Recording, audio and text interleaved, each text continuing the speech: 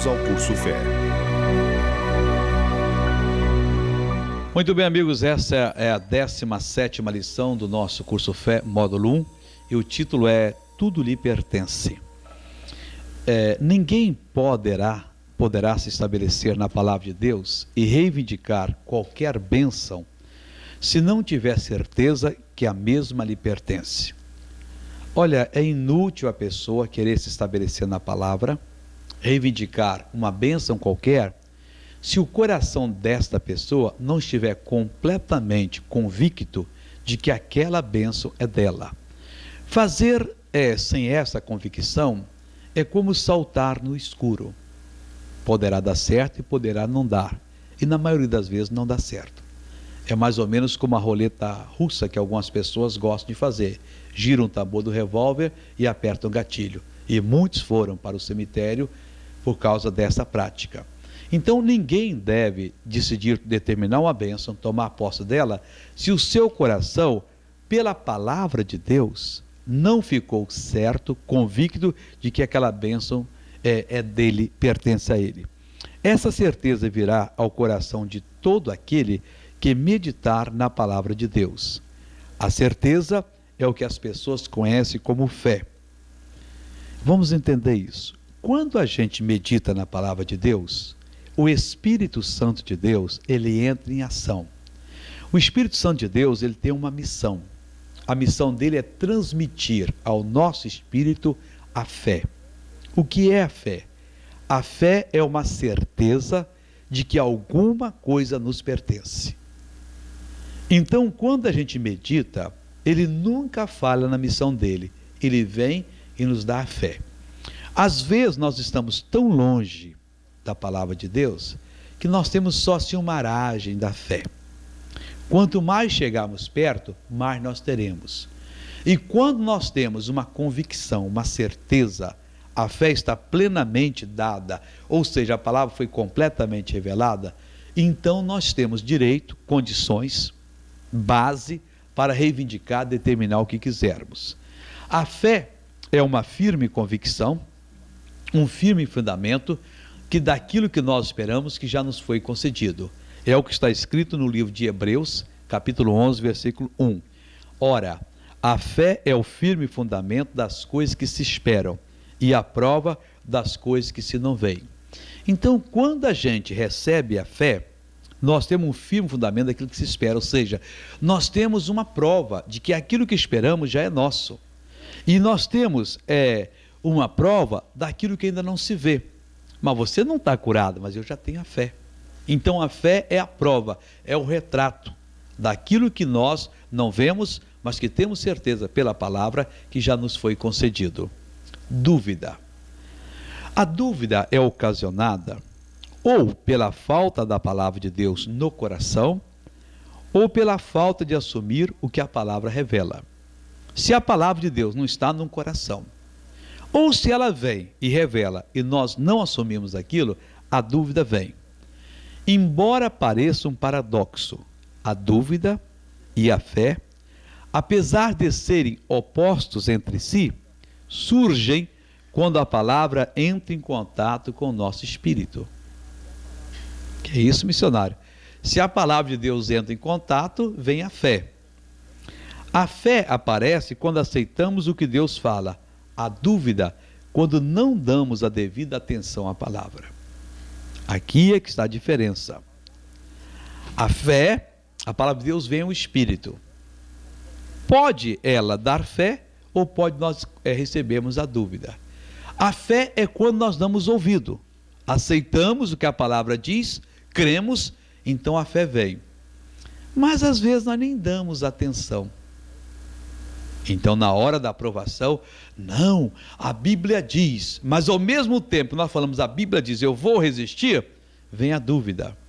O nosso espírito não captou o entendimento, ele não recebeu a iluminação, aquela certeza ele não possui, não foi tomado por aquela prova das coisas que não veio.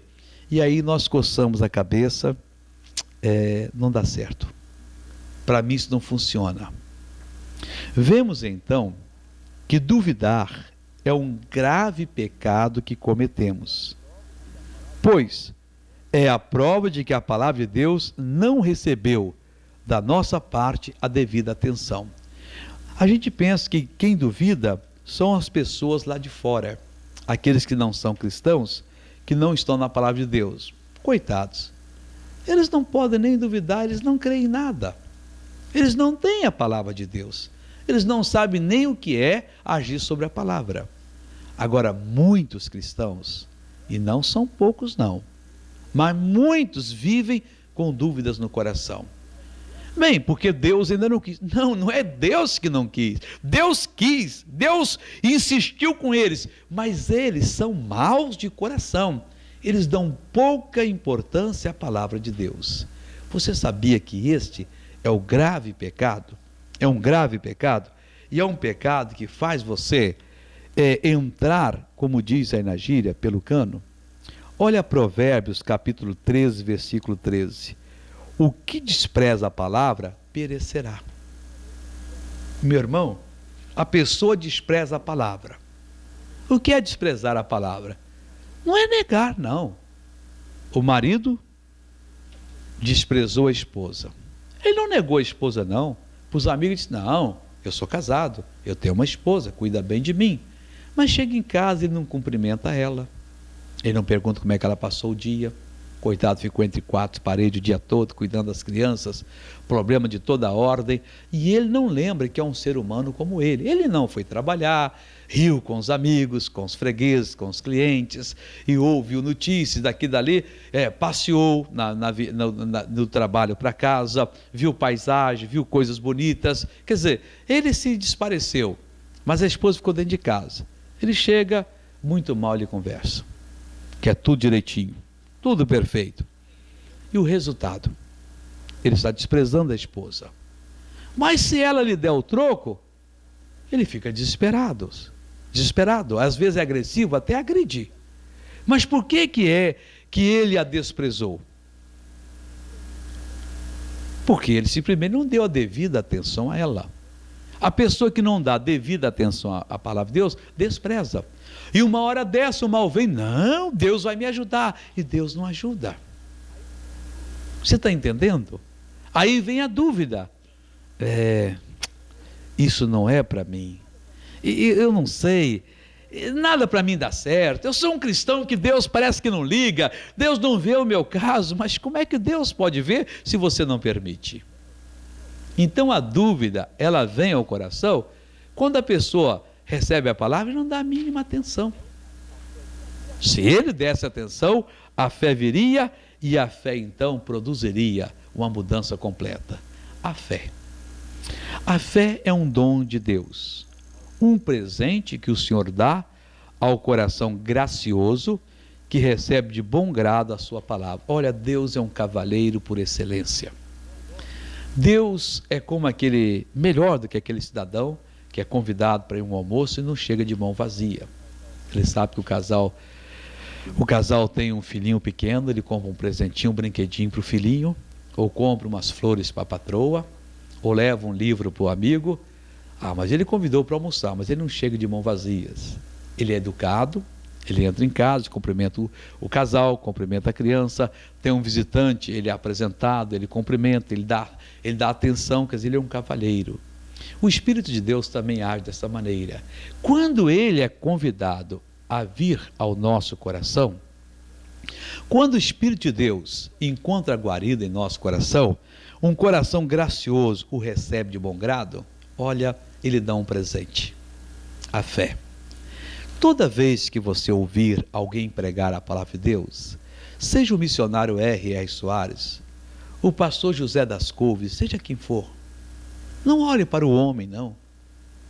Olhe para a palavra de Deus. Receba a palavra de Deus com um bom coração. Tenha um coração gracioso para a palavra. Receba a palavra de bom grado. Você vai ver que o Espírito de Deus vai lhe dar um presente, vai lhe dar a fé, que é um firme fundamento das coisas que se espera. Essa prova daquilo que se não vê, que é o sinal de que a bênção já foi entregue. Ora, quando Deus dá fé, abre os seus olhos, meu irmão. Ele não deu a fé para você então ficar pedindo para uma hora dessa ele dar a bênção. Não, ele não faz as coisas à prestação. Ele dá a bênção, só que a bênção está no campo espiritual. E ele então dá a fé, a certeza, para você puxá-la para o domínio natural onde nós vivemos. Você está entendendo? Quando temos a fé, ou seja, o entendimento de que algo nos pertence, o entendimento da nossa posição em Cristo, o entendimento da nossa autoridade, olha, nós não precisamos orar, desesperar ou fazer qualquer outra coisa. Só temos que fazer uma coisa: dar a ordem e esperar que ela seja cumprida. Tudo é nosso. Não pode e não deve haver nenhuma dúvida a respeito daquilo que a palavra de Deus revela. Deus nunca mentiu e nem nunca falou algo de maneira irresponsável. A Bíblia diz, Efésios 1:3, bendito o Deus e Pai de nosso Senhor Jesus Cristo, o qual nos abençoou com todas as bênçãos espirituais dos lugares celestiais em Cristo. Então, o Senhor Deus, Ele já deu para nós todas as bênçãos espirituais nos lugares celestiais em Cristo. Mas, missionário, a minha cura da úlcera não é uma bênção espiritual, é uma bênção física, é espiritual. Nós temos que vir para a palavra de Deus e aprender. Houve um homem que era leproso, chamava-se Naamã, era general, comandante em chefe do exército da Síria. Esse homem ficou leproso. Esse homem, por um processo que não vamos aqui explicar, ele foi até Samaria, e o profeta Eliseu, o sucessor de Elias, mandou que ele banhasse 7 vezes no Rio Jordão. Ele ficou irado, não quis, depois banhou-se, e no 7º mergulho ele ficou curado, a sua pele ficou como a pele de uma criança. E ele ficou tão feliz que ele resolveu pagar pelo benefício. O Eliseu mandou dizer que não era nada, que ele podia ir embora. E o Eliseu tinha um servo chamado Geazi, que disse, não, o patrão, o profeta disse que não é nada, você pode ir. Mas o Geazi ficou com aquele demônio no coração, puxa vida, esse comandante-chefe, esse homem é tão rico, a gente vive aqui numa pindaíba tremenda, o profeta manda ele embora. O profeta não estava vendo, ou ele pensava que o profeta não estava na presença de Deus. Ele pegou o animal, correu, chegou lá. Quando o general falou assim, olha, está vindo o servo aí. O general parou, o que houve? O profeta se arrependeu, mandou dizer para o senhor poder dar suas dádivas. O general disse, que coisa boa, claro, leva isso, deu. Quando o rapaz chegou, o profeta perguntou, o que aconteceu? Nada, senhor, absolutamente nada. Disse, por acaso, o meu espírito não foi com você? Deus me mostrou. A lepra de Naamã se pegará a ti. Preste atenção nisso. A lepra de Naamã havia sido curada. É uma doença, foi embora com as águas do Jordão. Não, a lepra de Naamã tinha uma vida espiritual. E o Eliseu, com aquela maldição, fez ela voltar.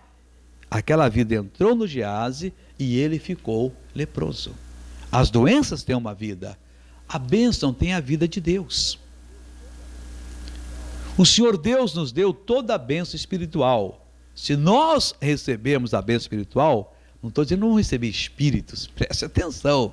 A vida de Deus, ela é abençoada.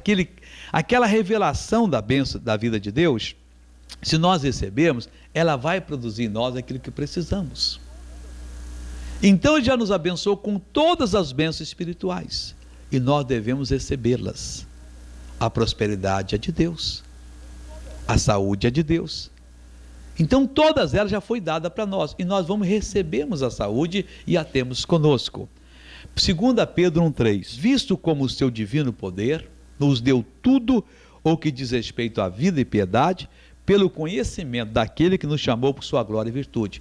O divino poder, o Espírito Santo, já nos deu tudo. Não ficou uma coisa, o quê? Que diz respeito à vida e à piedade. Agora, como é que ele deu? Deu tudo, né? Pelo conhecimento daquele que nos chamou por sua glória e virtude. Quem nos chamou? Jesus, a palavra de Deus. Quanto mais conhecimento tivermos da palavra de Deus, melhor nós viveremos. Se o nosso conhecimento for pequeno, nós vamos ter uma bênção pequena. Se o nosso conhecimento for grande, nós vamos ter uma bênção grande. O que você fará? Está claro, né? Deus já nos concedeu tudo o que diz respeito à vida e à piedade. O divino poder nos deu tudo. O Senhor nos abençoou com todas as bênçãos espirituais nos lugares celestiais em Cristo Jesus.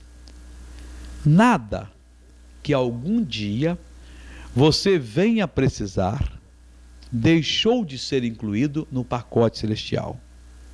Agora o que você fará?